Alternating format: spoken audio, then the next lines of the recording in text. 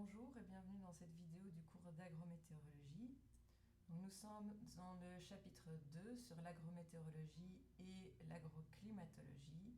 Nous avons déjà vu la première partie avec les définitions importantes et maintenant nous attaquons la seconde partie qui est le recueil et l'organisation des données météo. Alors tout d'abord, nous allons parler d'échelles. En climatologie, on définit 3 échelles d'espace. Le climat régional, dont la distance caractéristique est de 100 km en zone de plaine. Le topoclimat, dont les distances caractéristiques sont 10 km en zone de plaine et 1 km en zone de montagne. Et le microclimat, dont les distances caractéristiques sont 100 mètres en zone de plaine et 10 mètres en zone de montagne. Pour qu'une station météorologique enregistre des données météo relatives au topoclimat, sa situation doit être la suivante. Premièrement, la végétation doit être homogène dans un rayon d'au moins 100 mètres autour du poste de mesure. Et il faut que cette végétation soit représentative de la végétation de la région et qu'elle ne soit pas irriguée. Deuxièmement, la station doit être située en terrain dégagé, donc on ne doit pas avoir à proximité de rideaux d'arbres ou de hauts bâtiments. Si ces conditions ne sont pas respectées, la station donne des infos sur le microclimat. Nous allons maintenant présenter les différentes données qui sont mesurées dans des stations météorologiques. Alors tout d'abord, la pression atmosphérique. La pression atmosphérique, qu'est-ce que c'est? C'est le poids de la colonne d'air par unité de surface. Donc ça va se mesurer en pascal. Des pascals, ce sont bien des newtons, donc une force par mètre carré. Et si vous vous souvenez de la définition de la force, c'est une masse multipliée par une accélération. La masse est, dans notre cas, donc quand on parle de pression atmosphérique, bien entendu, la masse de la colonne d'air. Et l'accélération sera, dans notre cas, l'accélération de la pesanteur, soit 9,81 mètres par seconde au carré.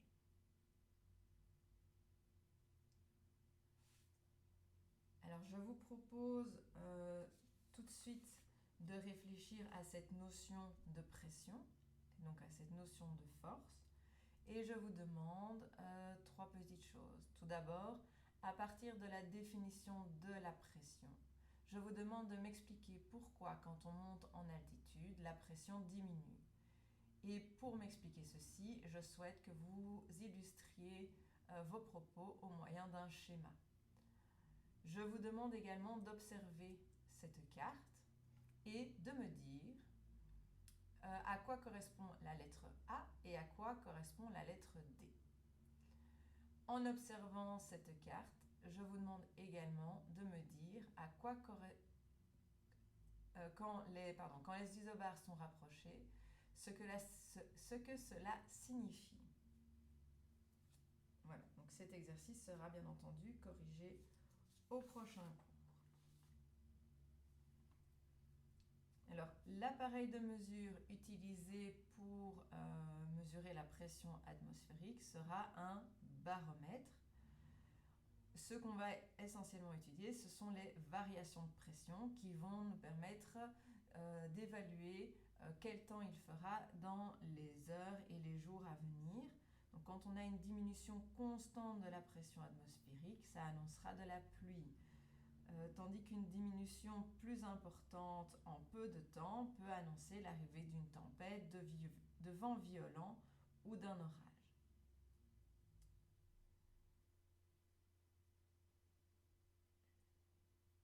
Alors, un second paramètre mesuré dans les stations météorologiques, c'est la température. Alors, vous voyez que dans les stations, donc, il y a 2 colonnes.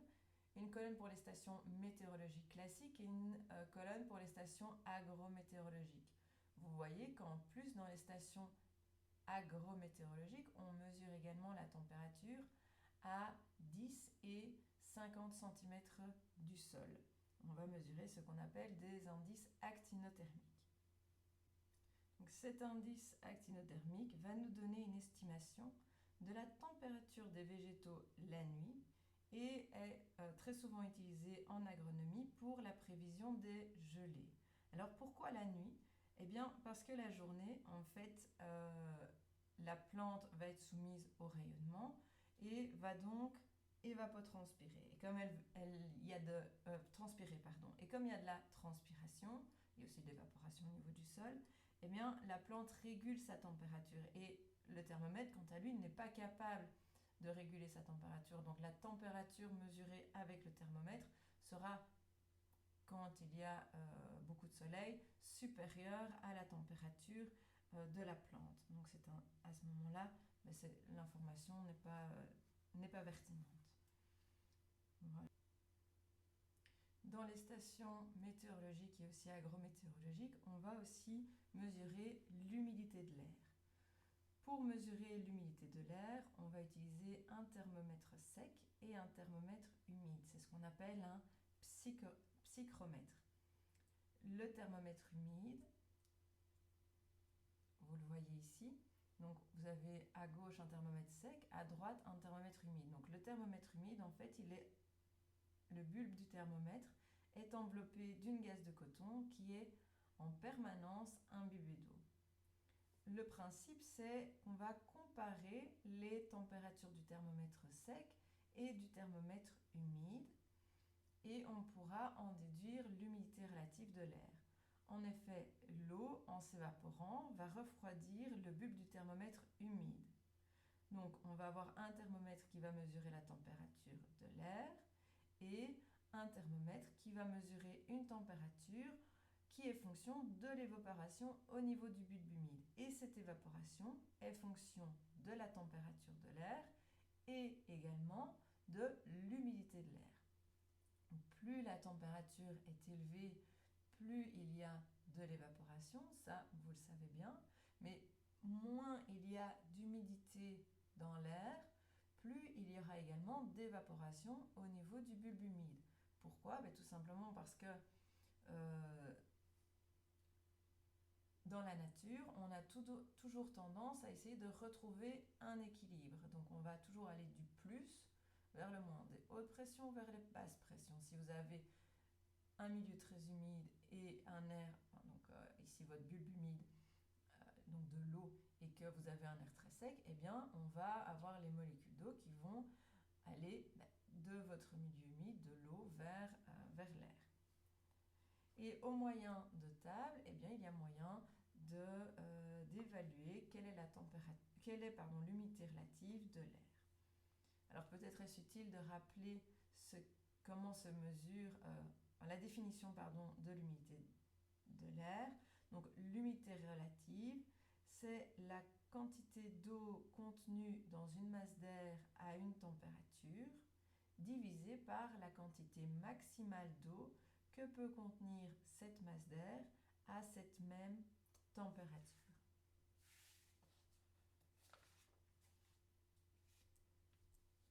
Alors, une question qu'on peut se poser, c'est pourquoi quand il y a évaporation de l'eau, on a un refroidissement, une diminution de la température. Donc, le phénomène évaporatoire est une réaction qu'on qualifie d'endothermique.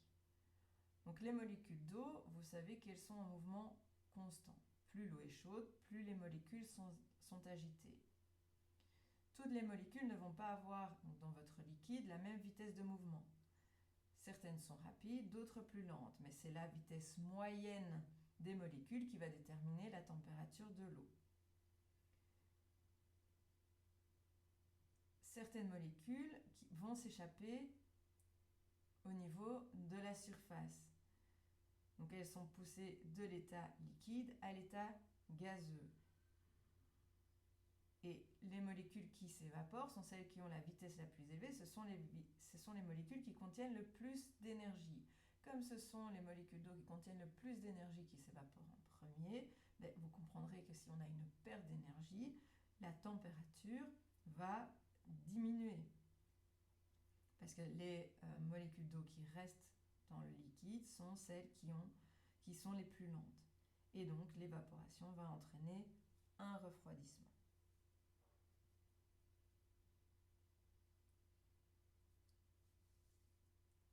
Alors, une petite définition aussi que j'aimerais que vous connaissiez. Donc la température de rosée, qu'est-ce que c'est? La température de rosée, c'est la température à laquelle il faut descendre pour que l'eau contenue dans l'air condense. Okay.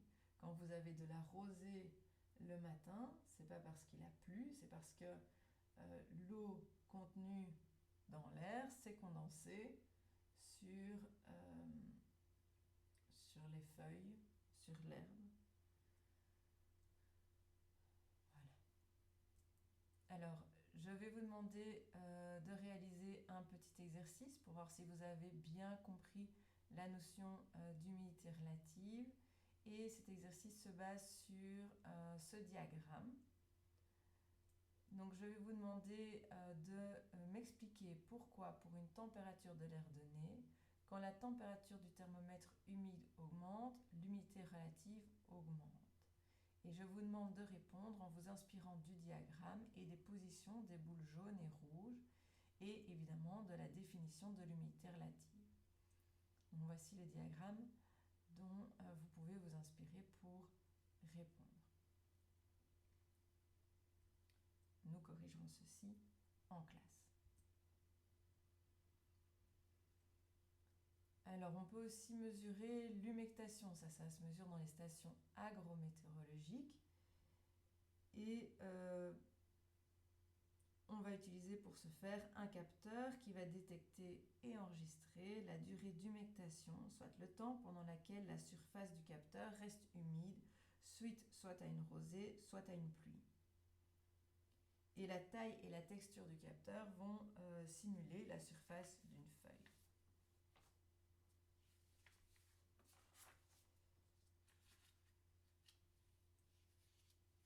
Alors, en station agrométéorologique et météorologique, on peut également mesurer le vent. Le vent se mesure à 10 mètres de haut dans une station météorologique classique et à 2 mètres de haut dans une station agrométéorologique.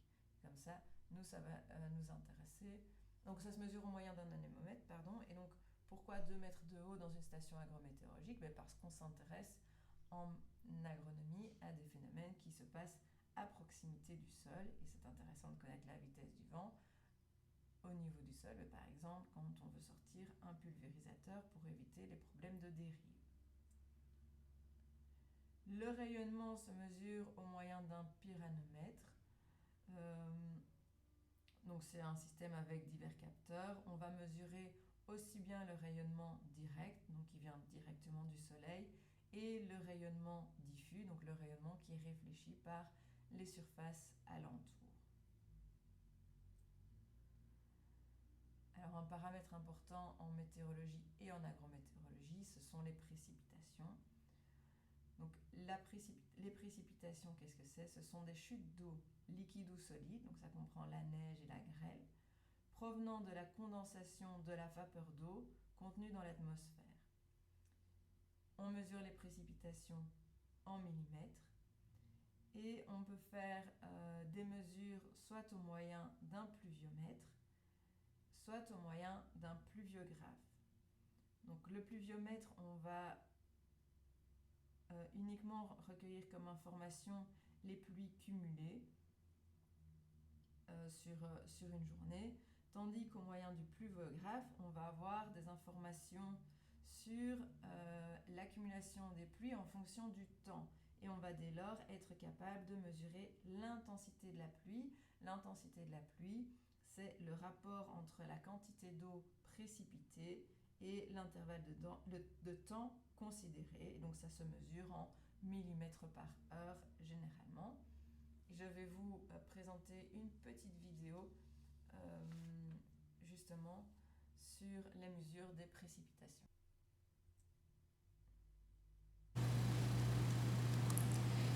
Les pluies, à travers divers processus tels que le ruissellement et l'infiltration, alimentent en eau les bassins versants et les cours d'eau. C'est pourquoi l'étude des précipitations dans le temps et dans l'espace est très importante lorsqu'on s'intéresse aux phénomènes hydrologiques des bassins versants. La première partie de la présentation se bornera à redéfinir ce qu'est la précipitation.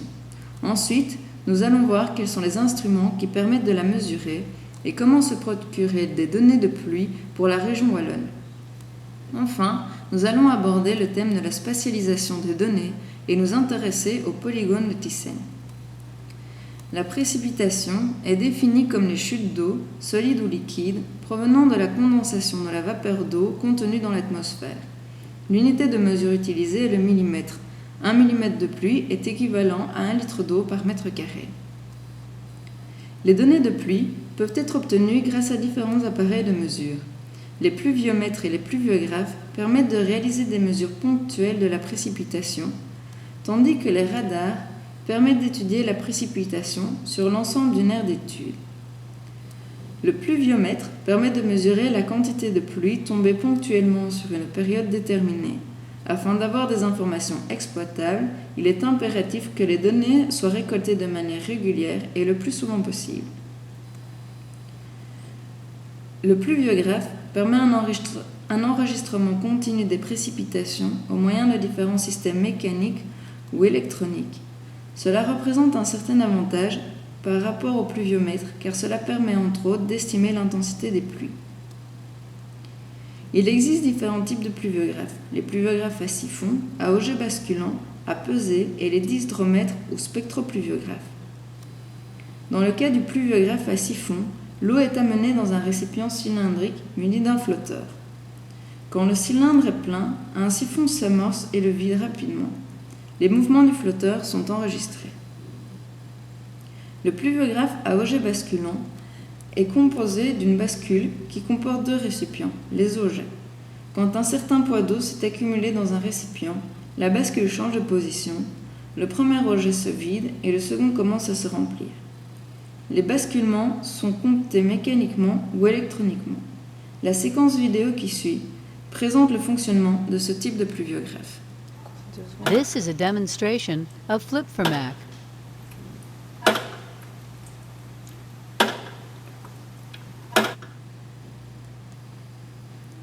Le pluviographe à pesée, comme son nom l'indique, fonctionne selon un principe de pesée. Il permet de mesurer le cumul des pluies ainsi que l'intensité des précipitations, quelles qu'elles soient. Le dihydromètre ou spectropluviographe permet de mesurer la taille ainsi que la vitesse de chute des gouttes. Ces informations sont très intéressantes, par exemple quand il s'agit de calculer la capacité érosive d'une pluie. De plus, on peut déduire de ces données l'intensité ainsi que le cumul des pluies. Signalons que la qualité des mesures des précipitations dépend du type d'appareil utilisé. En effet, on observe que sur le long terme, les pluviographes à auget basculant et à siphon mesurent une pluie cumulée inférieure à celle mesurée avec les pluviomètres. Cela s'explique par le fait que lors de la vidange du siphon ou du basculement des augets, la pluie précipitée n'est pas enregistrée. Ce type de biais est beaucoup moins marqué lorsqu'on utilise le pluviographe à pesée. Le radar a pour but de détecter les précipitations. Un réseau européen de radars permet de surveiller l'évolution des précipitations en temps réel. Le radar permet d'obtenir des valeurs d'intensité de pluie dans un rayon de 100 km. Ces valeurs ne sont pas encore très fines. Au-delà de 100 km, les informations fournies par le radar sont qualitatives. Notons que les données ne sont pas encore disponibles. En région wallonne, les données de pluie sont disponibles sur le site internet de la Direction générale opérationnelle de la mobilité et des voies hydrauliques. Sur ce site se trouve une carte de la région wallonne sur laquelle sont représentées par un point rouge toutes les stations ayant un pluviographe. On peut sélectionner là où les stations pour lesquelles nous recherchons des données de pluie. Prenons l'exemple de Libin. On peut visualiser les valeurs mensuelles des précipitations sous forme de tableau. Les valeurs journalières des précipitations sont disponibles sous forme graphique et ces informations sont également téléchargeables. Le site de l'IRM permet également d'avoir accès à des données climatologiques. Des résumés climatologiques mensuels et annuels sont par exemple disponibles. Ces résumés contiennent entre autres la précipitation totale sur la période considérée, ainsi que le nombre de jours de précipitation. Lorsqu'on désire calculer la lame d'eau tombée sur un bassin versant, plusieurs procédés de calcul peuvent être utilisés. La méthode de Thyssen est une des méthodes les plus simples. Elle consiste à pondérer les observations de chaque station en fonction de la position qu'elles occupent l'une par rapport à l'autre sur le bassin versant. Notons que cette méthode ne tient pas compte du relief du bassin versant. D'autres méthodes permettent de tenir compte des valeurs de pluie et éventuellement d'une variable externe comme le relief. Pour dessiner les polygones de Thyssen, il faut tout d'abord identifier les stations de mesure situées dans ou en bordure du bassin versant. Ensuite, on relie d'un trait les différentes stations entre elles et on trace leur médiatrice.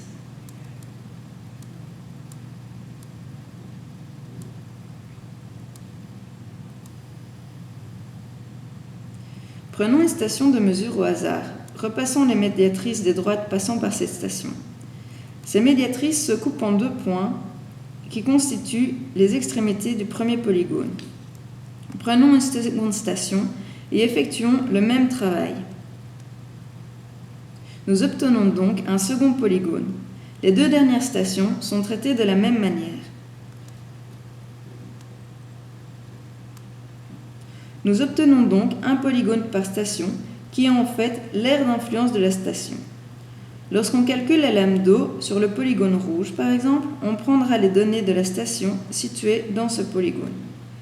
Malheureusement, il advient parfois qu'une station tombe en panne, et donc que les données d'une station soient indisponibles.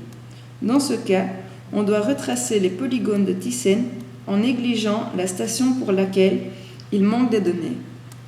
Cela s'appelle système de compensation.